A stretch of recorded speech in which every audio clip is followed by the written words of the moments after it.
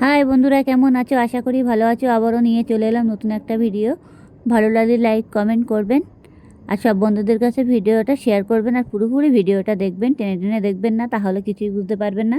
যাই হোক, দেখতেই পাচ্ছি আমি এখন ইলিশ মাছ নিয়ে এসেছি। ইলিশ মাছগুলো ভালো করে আমি এখন ছাড়িয়ে নিয়েছি। ভালো করে ছাড়িয়ে নিতে হবে। অবশ্য ছোট ছোট মাছ তো অসুবিধা নেই, মাছগুলো অনেকটাই টাটকা, দেখতেই পাচ্ছ। এখানে আমি বটি নিয়ে তাড়াতাড়ি করে বসে পড়লাম। বসে পড়ে মাছগুলো ভালো করে ছাড়িয়ে নিতে হবে। অবশ্য আমি আঁশটা চামচ দিয়ে ভালো করে খুঁচে খুঁচে তুলে নিয়েছি। বটি দিয়ে দিয়ে তুলতে গেলে তখন একটু দেরি হয়ে যাবে, সেজন্য আমি আঁশটাকে চামচ দিয়ে দিয়ে তুলে নিলাম। মাছটাকে ভালোভাবেই উড়ে যায়। অনেক সময় বটি দিয়ে তুলতে গেলে কী হয়, দেরি হয়ে যায় আর অনেকটা টাইম লেগে যাবে। যাই হোক, তাড়াতাড়ি করে আমি মাছগুলো কেটে নিয়েছি, কাটা হয়ে গেছে। এখন আমি মাছগুলো ধুয়ে নেবো, দেখতেই পাচ্ছ। এখন জল চেপে চেপে এই রাতের বেলায় মাছগুলো ধুয়ে নিচ্ছি। ভালো করে গোটা গোটা রেখে দেবো মাছগুলো। ভালো করে মাছগুলো ধুয়ে নিতে হবে। আর এইভাবে মাছগুলো ভালোভাবে ধুয়ে নিতে হবে। ধুয়ে নেওয়ার পরে দেখবে যে মাছের ভিতরে যে একটা সরু একটা নাড়ি থাকবে, সেটাই ফেলে দেবো, আর বাকিগুলো ফেলবো না। যেতেই হোক, মাছটা অনেক দাম নিয়েছে কিনতে। যাই হোক, দেখতেই পাচ্ছি আমার মাছগুলো আমার কাটা হয়ে গেছে, ধোয়াও হয়ে গেছে। আমি একটা পাত্রের মধ্যে তুলে নিয়েছি। মাছের কান কাটাও কিন্তু আমি ফেলে নিই, যেটি হোক ভালো করে ধুয়ে নিয়েছি। আর ছোটো ছোটো মাছ টেস্টি বেশি হয়। অনেক বড় মাছের থেকে ছোটো মাছ খাওয়া অনেক ভালো, কিন্তু কাটার জন্য ছোটো মাছ খাওয়া যায় না বেশি। যাই হোক, অবশ্যই এখানে 600 গ্রাম মাছ আছে। এই মাছটাকে আমি ভালো করে ধুয়ে পেঁচে কেটে কুটে নিয়ে নিয়েছি। নিয়ে লবণ হলুদ মাখাবো মাছটার ভেতরে। এই যে দেখতেই পাচ্ছ, লবণ আর হলুদ দিয়ে দিয়েছি। দিয়ে এটাকে ভালো করে মেখে রেখে দেবো। আর মাছ রান্না করতে, ইলিশ মাছ রান্না করতে কোনো টাইমই লাগে না, খুব তাড়াতাড়ি একটা হয়ে যায়। আর খেতেও কিন্তু খুবই ভালো লাগে। ইলিশ মাছের মতন কোনো মাছ হয় না, সেটা তো সবাই জানে। বাঙালির খাবার হচ্ছে ইলিশ মাছ, যেভাবেই খাবে সেভাবেই ভালো লাগবে। মাছটা যেভাবেই রান্না করবে সেভাবেই ভালো লাগবে। যাই হোক, এখন আমি মাছটাকে লবণ হলুদ মাখিয়ে রেখে দিচ্ছি। দিয়ে এবার আমি কড়াই বসিয়ে দেব।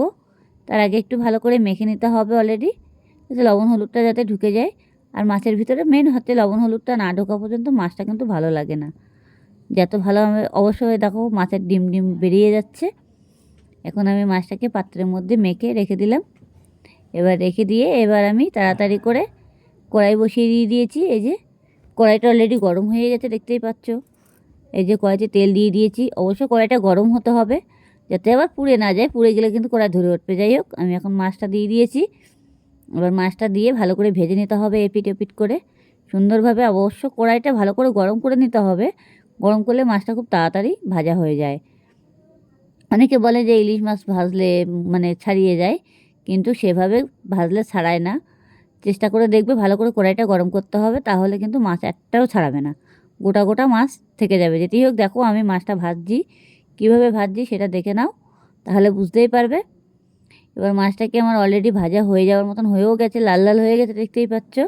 এবার মাছটাকে একটু হালকা নাড়াচাড়া দিয়ে নিতে হবে। যেটি হোক, আমি এখন নাড়ছি না। এবার এটাকে একটু ভালো করে গরম করে নিতে হবে মাছটা, যাতে পুরোপুরি লাল লাল ভাজা হয়ে যায়, যেমন ভাজা হয় আর কি। যাই হোক, অলরেডি দেখতেই পাচ্ছ আমার মাছটা পুরো ভাজা হয়ে গেছে। এবার আমি মাছটাকে পুরো উল্টে দিয়ে দিয়েছি। এই যে মাছটা পুরোপুরি উল্টে দিয়ে দিয়েছি। এবার এই পিঠটা ভালো করে ভেজে নিয়ে বাকি মাছগুলো আবারও ভেজে নিতে হবে এভাবে। এবার ভেজে নিয়ে তার আগে আমি এখন যেটুকু দেবো মশলা, সেটা দেখতেই পাবে কি কি মশলা দিচ্ছি। এখন আমি মশলাটা কেটে কুটে গুছিয়ে রেখে দিয়েছি। এবার মাছটাকে আমি এক এক করে তুলে নেব। এইরকম মাছটা দেওয়ার সাথে সাথে, খুন্তি দেওয়ার সাথে সাথে মাছটা কিন্তু উঠে গেছে, দেখতেই পাচ্ছ। দেখেছো, এই যে মাছটা পুরোপুরি দেখতেই পাচ্ছ ভাজা হয়ে গেছে। এখন আমি মাছটা পুরোপুরি তুলে নেব। এভাবে মাছটা তুলে নিতে হবে, দেখবে যাতে হাতে কোনোভাবে না লাগে। অনেক সময় খুন্তি দিয়ে তুললে পরে ভালো হয়। দেখা যাচ্ছে অনেক সময় খুন্তি দিয়ে মাছটা আমি অবশ্য কড়ার মধ্যে দিয়ে দিই। অনেক সময় কি প্রতিটা মাছ আমি খুন্তি দিয়ে দিয়েই দিই, হাত দিয়ে দিই না। যেটি হোক, আমি হাত দেওয়ার টাইম নেই আমার। হাত দিয়ে দিলে অনেক সময় তেল ছিটকানোর ভয় থাকে। এটাও আমার পুরোপুরি ভাজা হয়ে গেছে মাছগুলো। এবার আমি কালো জিরে ফোড়ন দেবো তেলের ভিতরে। যে কালো জিরে ফোড়ন দিয়ে দেবো, মাছটা আবারও তুলে নিচ্ছি। বাকি মাছ যা ছিল পুরোপুরি ভাজা হয়ে গেছে। এখন আমি এই যে কালো জিরে ফোড়ন দিয়ে দিলাম।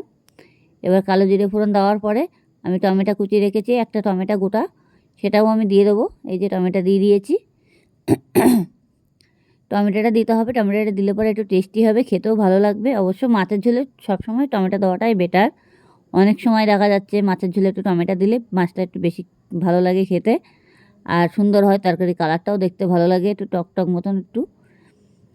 আপনারা চেষ্টা করবেন যে কোনো তরকারিতে একটু টমেটো দেওয়ার, তাহলে টেস্টি হবে, খেতেও ভালো লাগবে। যাই হোক, লবণ হলুদ আর দিয়ে দিয়েছি জিরের গুঁড়ো হালকা পরিমাণে, দিয়ে এটাকে ভালো করে ভেজে নিতে হবে। টমেটোগুলো একদম পুরো ভেজে একদম পুরো করে ফেলতে হবে, ঘ্যাটা ঘ্যাটা করে ফেলতে হবে। যাই হোক, দেখতেই পাচ্ছ টমেটোগুলো অলরেডি গলেও গেছে আমার। এবার আমি এটাকে ভালো করে গলিয়ে ভেজে নেবো, যাতে পুরোপুরি ভাজা হয়ে যায় আর কি, যাতে টমেটোগুলো গোটা গোটা না থাকে। এবার তার মধ্যে আমি একটু সর্ষে বেটে নেবো আর কাঁচা লঙ্কা। এই যে সর্ষেটা বেটে নিয়েছি দেখতেই পাচ্ছ মিক্সারে। এবার আমি মিক্সারে সর্ষে বেটে নিয়েছি, যেটুকু সর্ষে লাগবে সেটুকুই দিয়েছি, আর একটু কাঁচা লঙ্কা দিয়েছি। অলরেডি এটা আমার বাটা কমপ্লিট হয়ে গেছে। এটাকে আমি এখন কিছুক্ষণের জন্য ঢেকে রাখছি। যাই হোক, এবার আমার ওটা দেখি ভাজা হয়ে গেছে। এটাকে আমি এখন জল দিয়ে দিয়েছি এটার ভিতরে, দিয়ে হাত দিয়ে গুলিয়ে নিচ্ছি। এটা ভাজা হয়ে গেছে। এবার আমার যে সর্ষে বাটাটা ছিল সেটা আমি দিয়ে দেবো। এই যে দিয়ে দিলাম।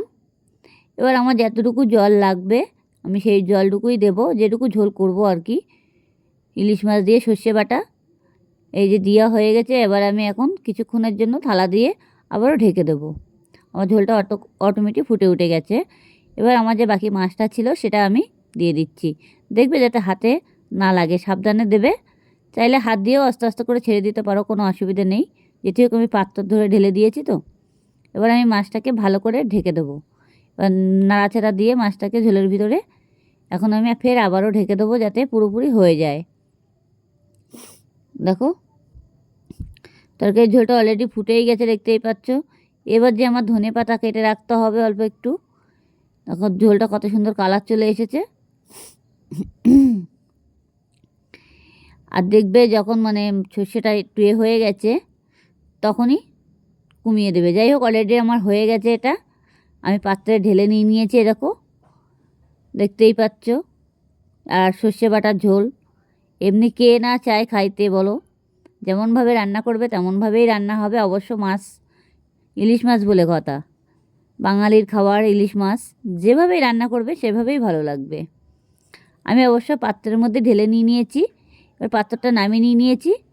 ভালো লাগলে লাইক কমেন্ট করবেন, আর সব বন্ধুদের কাছে ভিডিওটা পুরোপুরি শেয়ার করে দেবেন।